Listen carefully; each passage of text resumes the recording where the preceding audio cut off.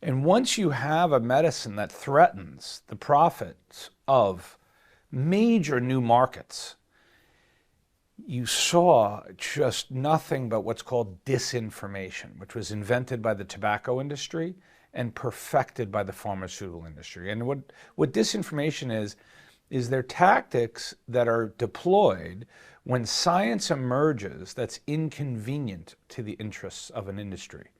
And the science around ivermectin was so terribly threatening to that industry that they did everything they could to design trials to fail. They threatened doctors to use it. They claimed that it was dangerous. And you just saw nothing but inaccuracies around ivermectin, and it was successful. They're very, very good at what they do. They published trials in the high-impact journals, which purportedly showed that ivermectin didn't work. Those trials were completely manipulated, and they were all conducted by people who make their living from the pharmaceutical industry. So, you know, I think for the future, we need to learn what's going on in our health and medical systems. The total corruption and control by the pharmaceutical industry needs to be more widely recognized, and it needs to be taught. It needs to be taught to medical students how the system really works.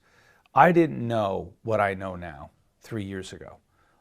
As much as I've become an expert around ivermectin, that's forced me to become an expert as to how our medical systems react to a cheap repurposed drug.